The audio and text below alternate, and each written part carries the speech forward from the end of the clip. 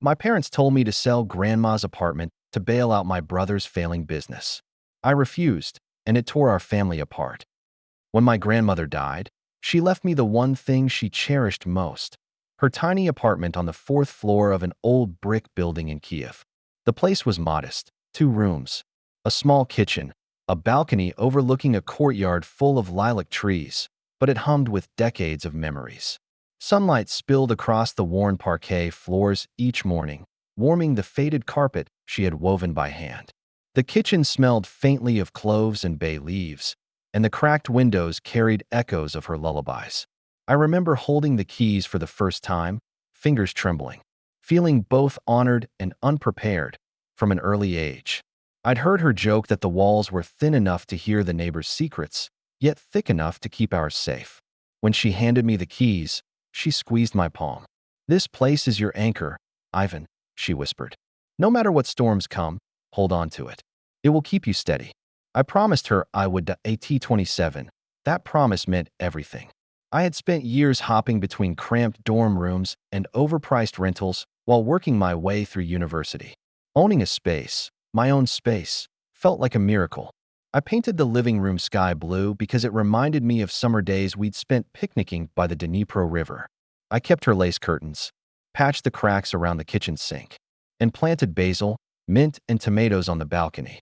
On weekends, I sat out there with a cup of tea, watching neighbors bustle by below, listening to the bells of St. Michael's Cathedral in the distance.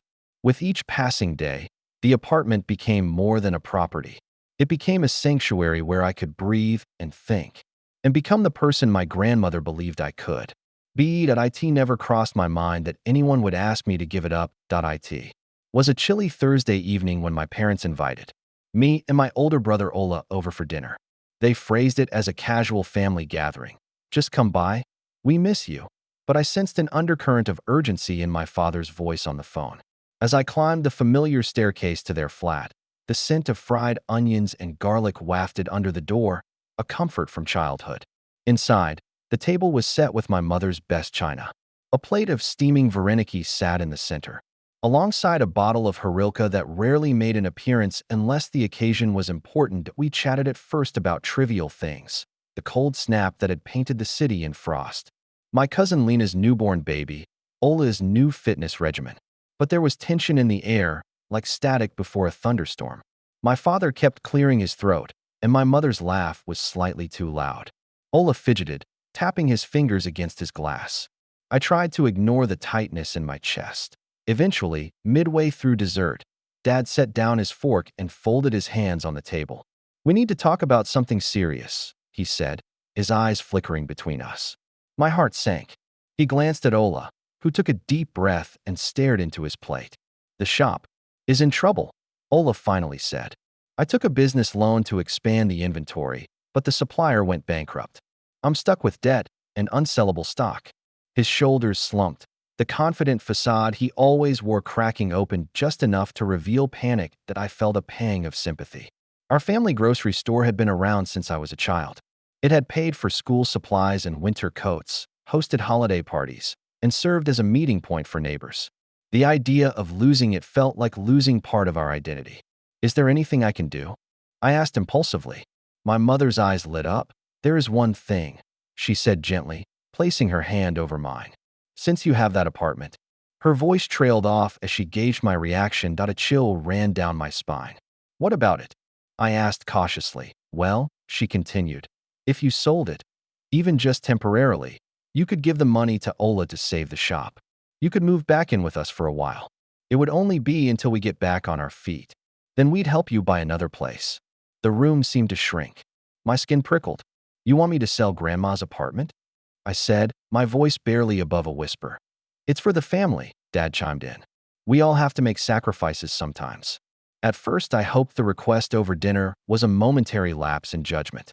Maybe my parents had spoken impulsively, driven by fear, and would come to their senses. But the very next morning, my phone buzzed with a message from my mother. "Have you thought about what we discussed?" The question hovered like a dark cloud. I typed a reply, deleted it, typed again, trying to balance honesty with tact. In the end, I wrote, "I'm not sure yet. I need time." Within minutes, she responded, Time is what Ola doesn't have. The pressure built quickly. Ola began sending me spreadsheets of projected losses, highlighting how much money was needed. Dad called to reminisce about how he carried me on his shoulders when I was 5 and took me fishing at the Dnipro. "I've always been there for you," he said softly. "Now it's your turn." My aunt, who hadn't texted me in months, suddenly wrote, "Your grandma would be ashamed of you." The guilt gnawed at me. Social media amplified the manipulation. My mother posted a photo of our clothes shop with a caption about ungrateful children forgetting where they come from. Comments poured in from relatives and family friends, thinly veiled references to me.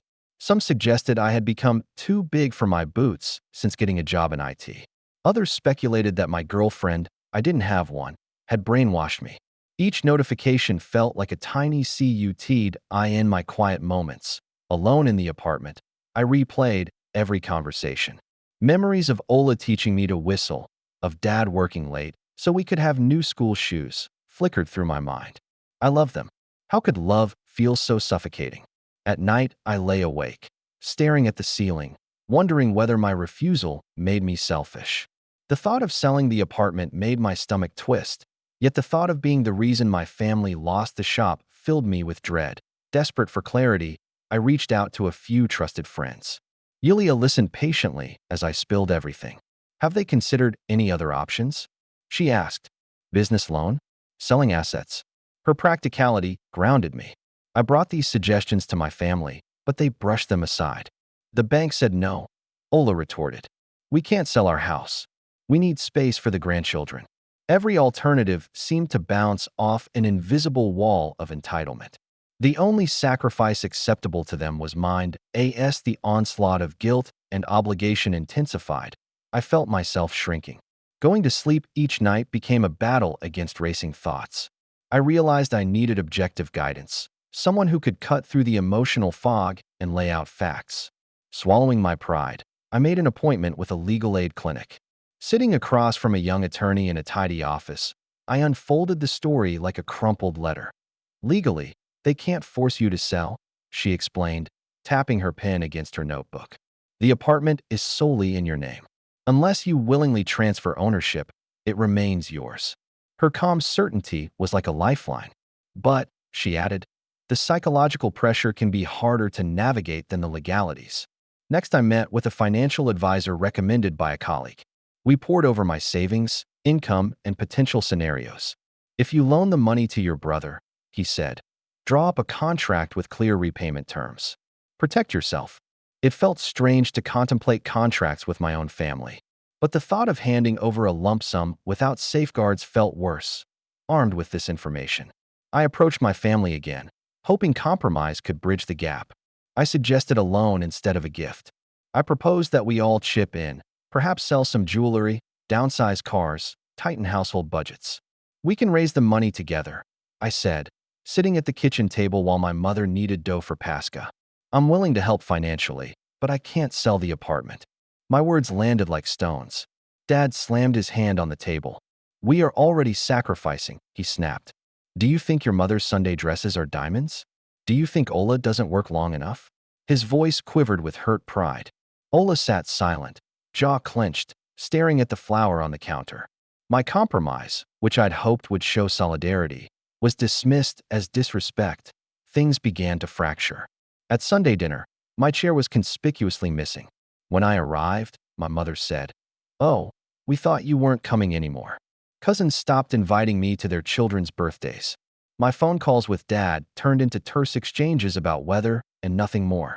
Meanwhile, I continued to feel like a defendant on trial, presenting evidence and arguments that never seemed to matter. The final straw came when I saw a post from my aunt on Facebook, hinting that some people value property more than their own blood.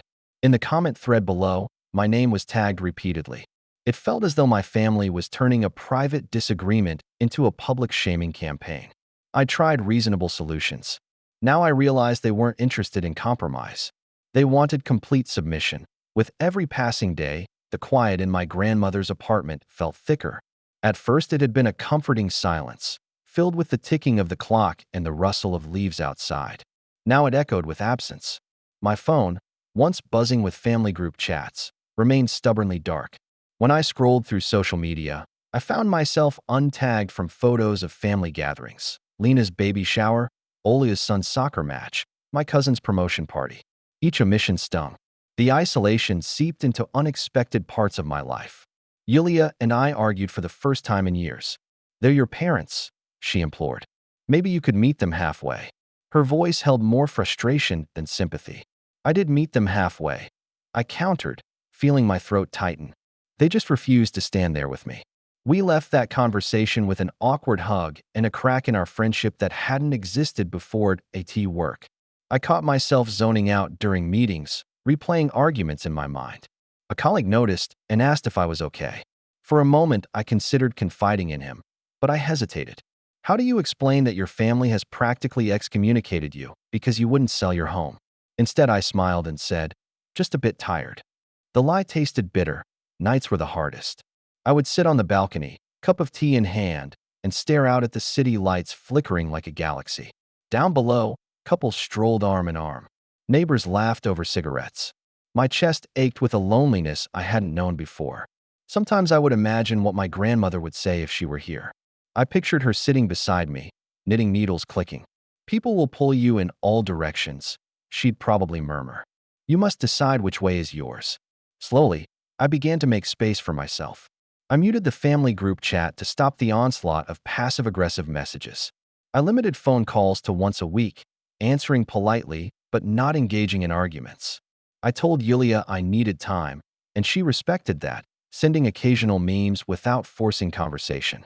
I started running in the mornings, pounding out frustration along the cobblestone streets, and joined a book club at a local cafe. Surrounded by strangers discussing literature, I felt a sense of community that didn't hinge on shared blood or guilt that it wasn't an instant fix. Guilt still lurked, like a shadow that stretched whenever the sun dipped low. But with each day that I chose my own well-being, the shadow receded slightly. I realized that family ties are important, but they shouldn't strangle you. Setting boundaries didn't make me selfish. It made me sane. Winter thawed into spring, and with it, something within me began to soften. The book club became a sanctuary where for an hour each week I was simply Ivan who loves Dostoevsky, rather than Ivan the selfish son. On weekends I explored parts of Kiev I'd never taken the time to see. The Art Nouveau houses on Lypky, the bustling flea market at Petrivka, the quiet botanical garden blooming in shades of pink and white. In these moments, life felt expansive, full of possibility. My world, once limited to family obligations, grew broader at the same time. Whispers reached me about the fate of our family business. A former employee texted, "Hey, just letting you know, we're all being laid off. The store's closing next week." My stomach lurched. I hadn't spoken to Ola in months, had no idea how dire things had become. Part of me wanted to call immediately, to offer condolences, maybe even money. Another part remembered the way he'd looked through me at that dinner table, the lines drawn in the sand. That night, I paced the apartment, torn between empathy and self-preservation. News trickled in from other sources. An uncle mentioned in passing that creditors had seized the shop's remaining stock. My mother's social media went eerily quiet. An old neighbor sent me a photo of the shuttered storefront, the metal grate pulled down and padlocked, a faded "Smim sign hanging crookedly. Seeing that image was like watching a chapter of my childhood close. Memories of stacking apples as a teenager, of laughing with Ola behind the counter, flooded back. Tears stung my eyes, surprising me. The following week, during my morning run, I took a different route that led me past the now empty store. I slowed to a stop, my breath forming clouds in the crisp air. The windows were papered over. Flyers fluttered in the wind, advertising new tenants. I rested my hand on the cool glass door, feeling the weight of what had been lost. Despite everything, I mourned. Yet even in mourning, a quiet relief seeped in. The crisis that had strained our family had reached its conclusion without my intervention. I hadn't been the one to let them down or save them. The outcome, painful as it was, belonged to those who had created it. For the first time, I felt a sense of peace about my decision. I didn't know what would come next for any of us, but I knew the burden of their choices was not mine to carry. It was a rainy Sunday afternoon when the knock came. I was halfway through brewing coffee, the rich aroma filling the kitchen, when someone rapped on my door, 3 sharp knocks, then silence. A chill ran through me. I wasn't expecting anyone. Wiping my hands on a towel, I walked to the door and peered through the peephole.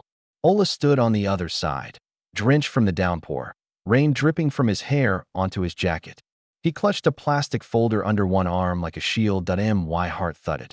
I hadn't seen him since that dinner months ago. For a moment, I considered not opening the door. Then I inhaled deeply and turned the handle. Rain and tension flowed in together as he stepped into the hallway. "Hi," he said quietly, his voice stripped of its usual bravado. "Hi," I echoed, unsure where to look. He seemed smaller somehow, his shoulders slumped, eyes weary. Water pooled at his feet. I fetched a towel and handed it to him without speaking. He wiped his face, staring at the floor. "I lost the store," he blurted, as if admitting a crime. "Everything's gone. I'm sorry for how we treated you." The words hung between us, fragile and heavy. Anger flared up, memories of accusations, guilt trips, public shaming. But it was muffled by a wave of compassion. Losing the store meant losing more than money. It meant losing dreams, identity, purpose. "I know," I said softly. "I saw the sign." He nodded, throat bobbing as he swallowed. "I was so sure I could fix it. I thought if I could just get the money. I blamed you because it was easier than admitting I'd messed up. Mom and Dad." He paused, then continued. "They were scared. We took it out on you. It wasn't fair." Hearing my older brother apologize was surreal. I leaned against the kitchen counter for support. "It hurt," I admitted. "A lot. But I understand you were desperate." Ola's eyes glistened. He set the plastic folder on the table and opened it, revealing a stack of documents. "I found a job," he said, "working as a logistics manager. It doesn't pay much, but it's stable. And I'm taking night classes. I'm trying to do better. I'm not here to ask for money." He looked up, meeting my gaze. "I'm here because I miss my brother." The simple honesty broke the final wall I'd built. We stood there, 2 grown men, silent except for the ticking of the kitchen clock and the rain pattering against the balcony. Then, awkwardly, we hugged, shoulders tense at first, then relaxing into an embrace that carried apologies words couldn't. We talked for hours. Ola confessed that after the shop closed, he'd spiraled into a depression, drinking too much and avoiding his family. Only when his wife threatened to leave did he seek therapy. He admitted that the family had realized the weight of their manipulation too late. I shared my experiences of isolation and the steps I'd taken to heal. We laughed over childhood pranks and cried over disappointments. It was raw and messy and healing. When he left that evening, the rain had stopped. The air smelled fresh, washed clean. For the first time in months, my heart felt lighter. A week after Ola's visit, my phone rang late one evening. The screen flashed Mama. My thumb hovered over the answer button, heart racing. We hadn't spoken directly in months. Swallowing the knot in my throat, I swiped to accept. "Hello," I said, my voice more brittle than I intended. "Ivan," she replied, sounding older than I remembered. For a moment, neither of us spoke. I heard the hum of her refrigerator in the background, the faint sound of television chatter. Finally, she whispered, "We miss you." The admission cracked the veneer of resentment I'd been gripping. "I miss you too," I confessed, and it was true. Even after all that had happened, I longed for my mother's stories about her childhood, my father's horrible puns, the warmth of family dinners. She took a deep breath. "We were wrong," she said, the words halting. I let fear take over. "I should never have asked you to sell your home. Your grandmother would have slapped me." A weak laugh punctuated her sentence. "We hurt you, and I don't know how to make it right." Hearing her apology stirred a swirl of emotions. Relief, sorrow, anger. "Thank you for saying that," I replied carefully. It really hurt. It felt like my feelings didn't matter. "It's going to take time for me to trust again." "I understand," she said quietly. Maybe we can start with small things. Come to dinner on Sunday. No discussions about money. Just dinner." I hesitated. The idea of walking back into that apartment, smelling the familiar combination of fried onions and floor polish, filled me with both comfort and dread. "I'm not sure I'm ready for dinner yet," I said slowly. "Could we meet at a cafe instead? Neutral ground." She paused, then said, "Yes, that would be good." Her willingness to compromise sent a small wave of warmth through me. We agreed to meet at a little cafe near the botanical garden the following week. When the day arrived, I arrived early, my palms sweaty. I chose a table by the window. My parents walked in together. My father looked smaller, as if the weight of the last few months had bent his shoulders. We exchanged tentative smiles and ordered tea. Conversation at first was stilted, comments about the weather, the blooming magnolias outside. Then my father cleared his throat. "We spoke to Ola," he said, stirring his tea. "He told us you two made peace." He glanced up. "We want that too. We know it will take time. We're willing to wait." Boundaries became the pillars of our rebuilding. I told them I would visit once a month to start, that I wouldn't discuss finances, and that if I felt pressured, I would leave. They agreed. It felt odd to set rules with the people who had raised me, but it also felt necessary. As we sipped tea and nibbled honey cake, the conversation softened. My mother shared gossip about a neighbor's new puppy. My father told a joke that made us groan in unison. It wasn't the ease of old times, but it was a beginning. Leaving the cafe, I walked past the magnolia trees, their pink petals falling like confetti. For the first time in a long while, I felt hopeful, not because everything was fixed, but because we were finally willing to try. Over the next few months, our tentative truce took root. I visited my parents for short visits, often bringing a cake from the bakery near my apartment. Each time I knocked on their door, my pulse quickened with residual anxiety, but the familiar creak of the hinges and the aroma of simmering soup slowly soothed me. We sat at the kitchen table like we once did, but now there was a new awareness. Invisible lines marking where our old patterns ended and new ones began at first. Conversation remained on neutral topics, neighborhood gossip, my father's new interest in woodworking, my mother's herb garden. But inevitably, tension flared. One Saturday, Dad hinted at needing help repairing the roof. "The tiles are cracked," he said, looking at me expectantly. My throat tightened. "I can help you find a good handyman," I offered. His brow furrowed. I held my ground. "I can't pay for the repairs, Dad. I'm saving for my future." He sighed, then nodded. The request felt like a test. Passing it built confidence that I could be present without being a purse stud. On another occasion, my mother commented, "Your cousin wants to move into your area. Maybe you could sublet your place." The suggestion was casual, but my stomach clenched. "No," I said firmly. "This is my home. I'm not moving out." She blinked, perhaps surprised at the ease with which I refused. She didn't push further. Each boundary held strengthened our new dynamic. In the process of reconnecting, something unexpected happened. My parents began sharing stories about my grandmother. One afternoon, while looking for a recipe, my mother pulled down an old wooden box from the top shelf.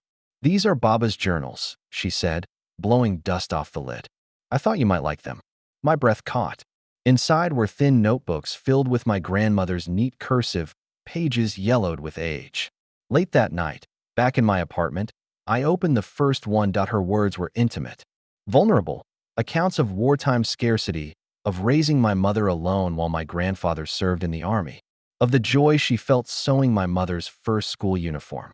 One entry, dated 1983, read, "My greatest dream is to give my grandchild a place where he feels safe and loved.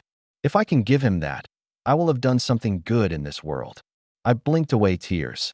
Through her writing, she reminded me why this apartment was never just about four walls. It was about fulfilling her dream. Sharing excerpts from Baba's journals with my parents became a bridge. We laughed over her notes about my mother sneaking sugar from the kitchen, and we sat in silence after reading her fears during political turmoil. In those moments, past and present wove together. We realized that my grandmother's gift was not meant to pit us against each other, but to bind us in love. Our conversations still had rough edges. Sometimes old habits surfaced and voices rose. But there were also apologies, attempts to understand, and genuine interest in my life that wasn't laced with expectation. My father asked about my book club. My mother asked for help ordering seeds online. They even visited my apartment one Sunday, complimenting my herb garden and the way I'd rearranged the furniture. As they sat on my couch, sipping tea, there was a sense of acceptance I hadn't felt in a long time. Summer returned to Kiev with its humid days and thunderous rains, washing the city in shades of emerald. By then, my life felt different, more grounded. The strained conversations, the silent treatments, The pleas and ultimatums had given way to something resembling normalcy. I still felt pangs of hurt now and then, but they were like old scars, tender to the touch yet no longer bleeding, that I threw myself into personal growth with a fervor I hadn't realized I possessed. Inspired by my grandmother's journals and my brother's fresh start, I enrolled in a series of weekend workshops on entrepreneurship.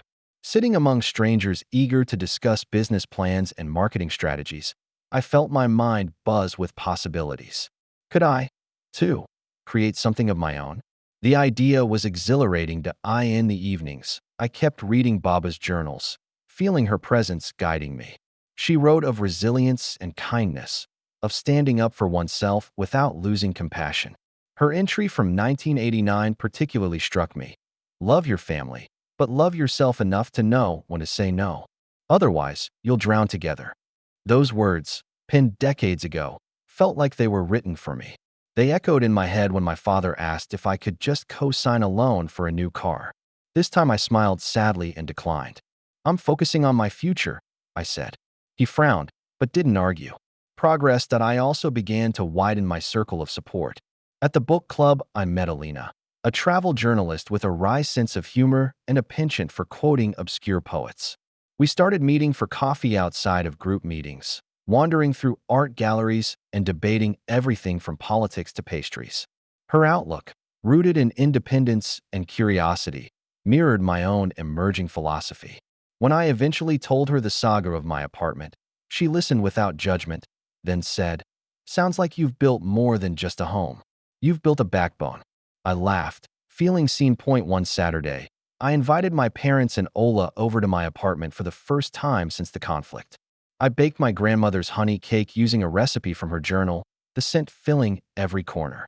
When they arrived, they paused in the doorway, taking in the changes I'd made. My mother's eyes misted as she ran her fingers along the bookshelf filled with the very journals she'd given me. She'd be proud, she whispered. We ate, chatted, and even played cards like old times. There were awkward pauses, yes, but also shared smiles and genuine laughter. It wasn't perfect, but it felt real. As the evening wound down, I stood on the balcony with my father. He stared out at the city lights, hands clasped behind his back. You know, he said softly, I always thought providing for my family meant making sure we had money, a house, food on the table. I didn't realize letting you have this place was part of that provision. I'm glad you kept it. It was as close to a full apology as he could manage.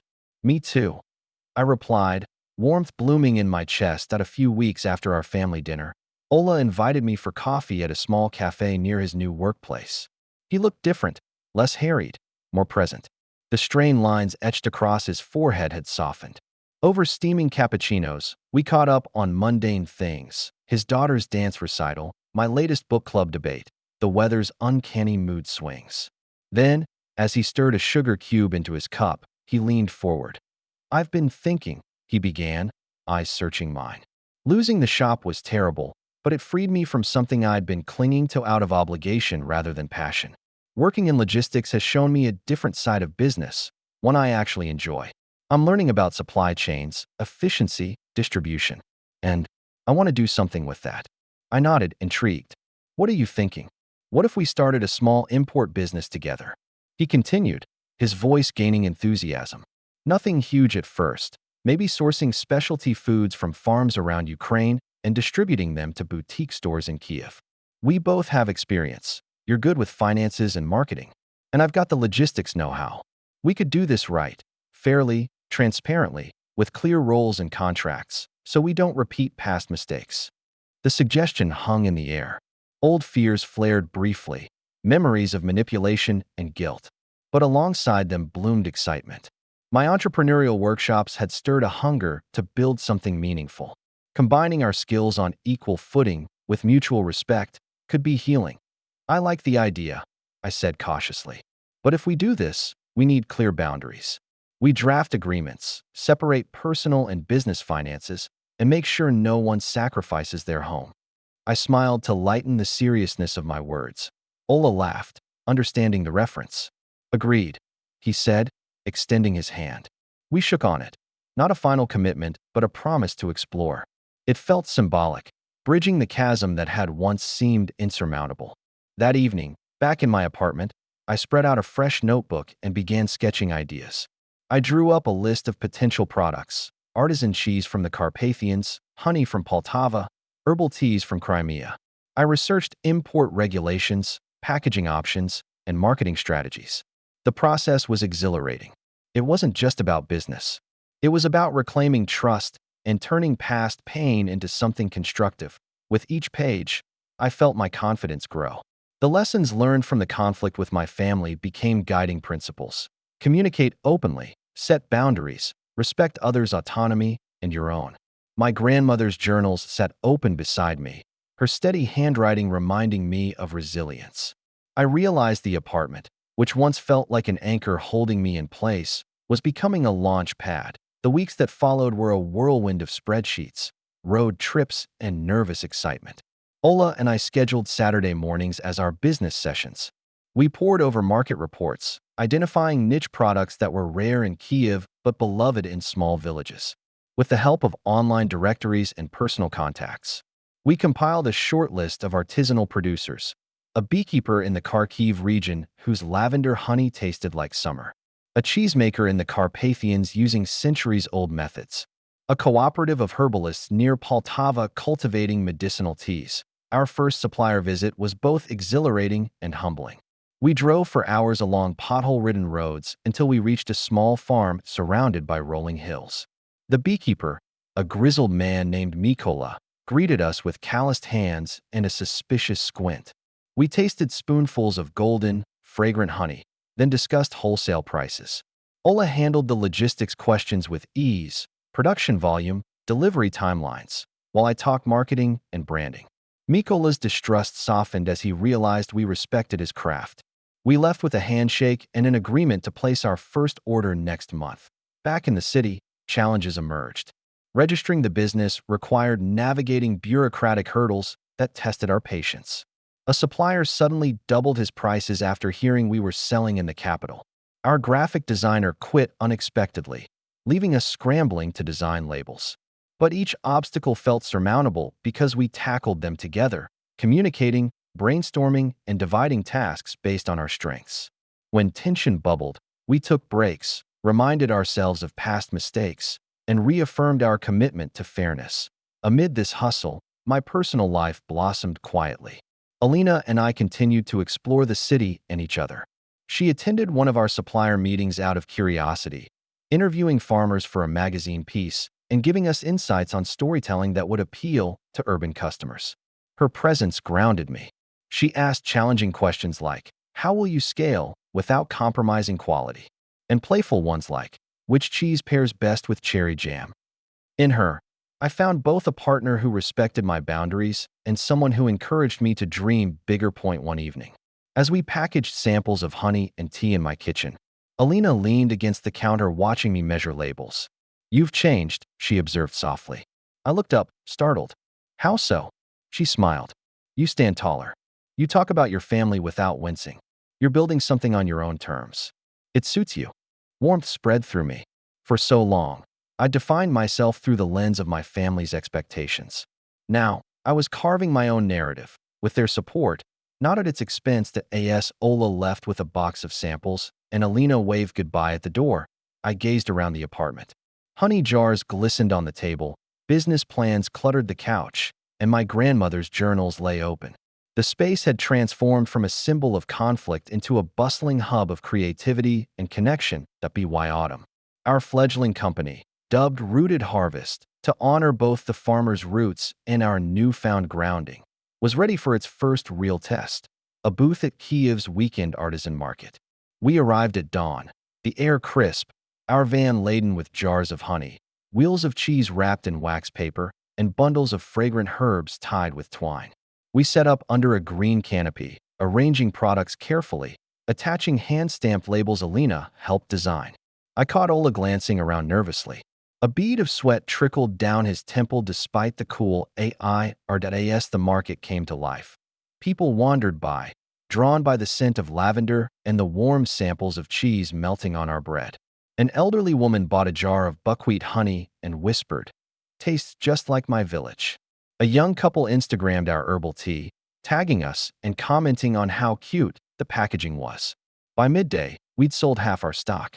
Ola's face lit up with a mixture of disbelief and pride. "We're actually doing this," he murmured. My heart swelled.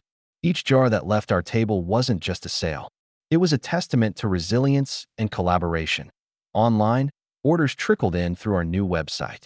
Alina had written a beautiful story for her magazine about rooted harvest, highlighting our partnership with small farmers and the importance of ethical sourcing. The article went semi-viral, and we had to scramble to fulfill unexpected orders. It was chaotic, but the kind where sleepless nights are fueled by excitement rather than dread. At home, my relationship with my parents continued to evolve.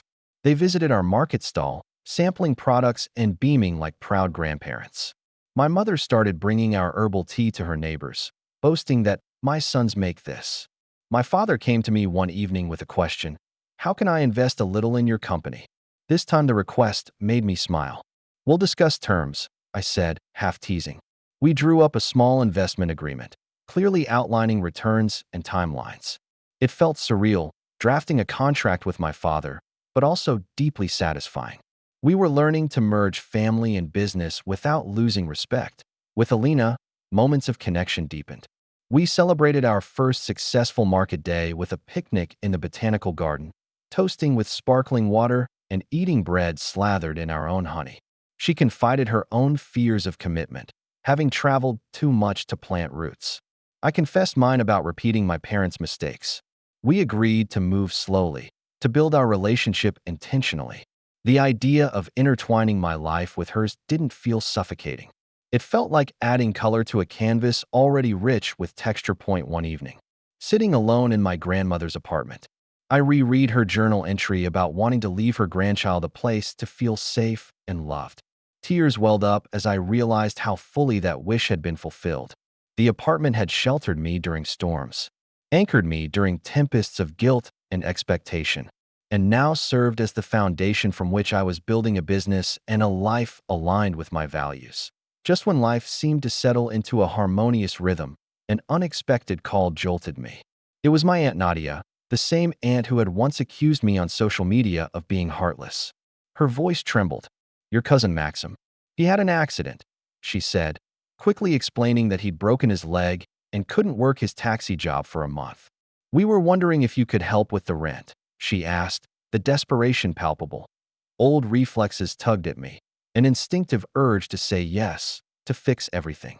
But another, stronger voice spoke up inside. "Remember boundaries. Remember your own needs." "I'm sorry about Maxim," I replied gently. "I can contribute a little, but I have a budget, and perhaps the rest of the family can chip in as well." The line was quiet.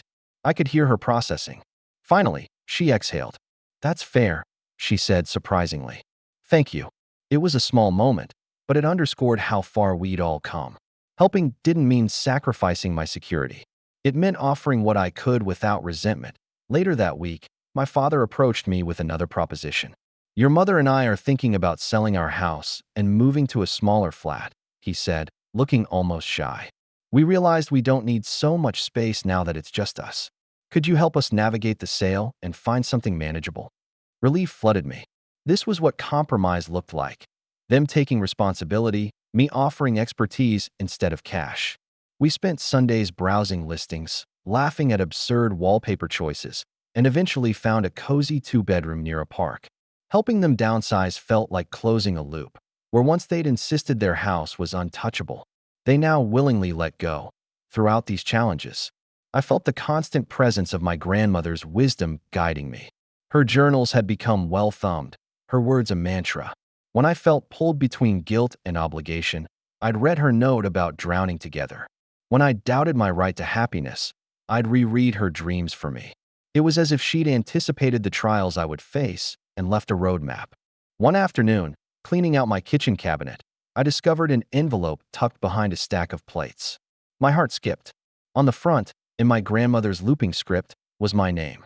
Inside was a simple, handwritten letter I had never seen before. "My dear Ivan," it began.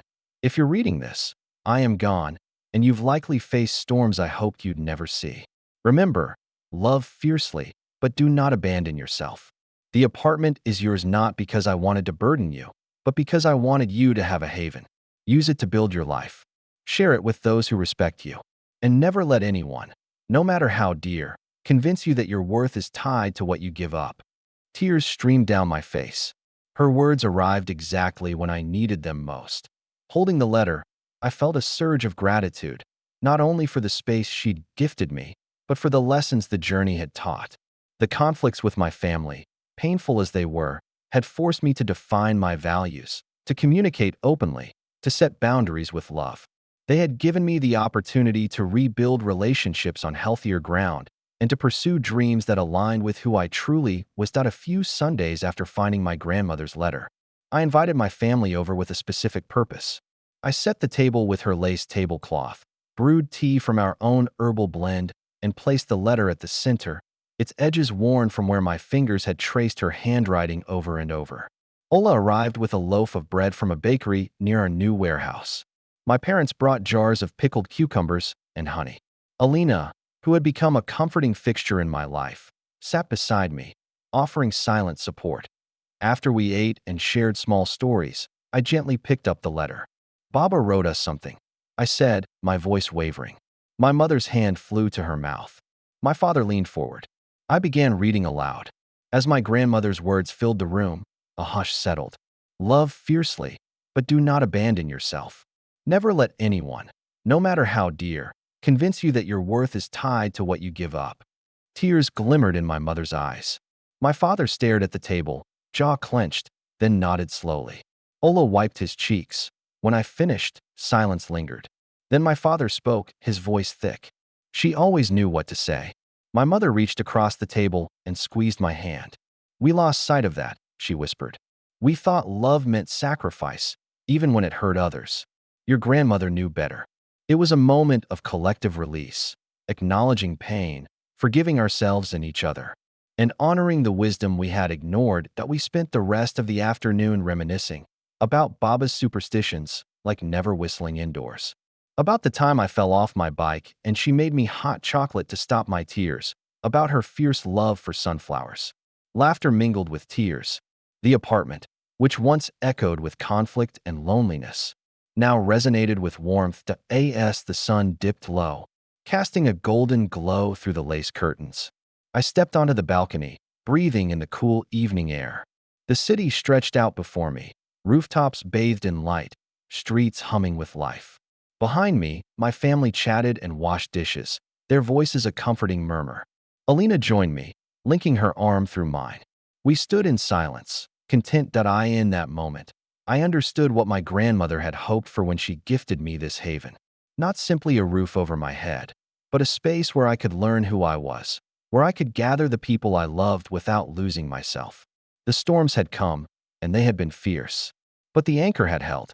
And now, from this steady ground, I could look toward new horizons, building a business with my brother, deepening a relationship with Alina, nurturing bonds with my parents, and carrying forward the lessons of boundaries, resilience, and love. The story wasn't just about refusing to sell an apartment.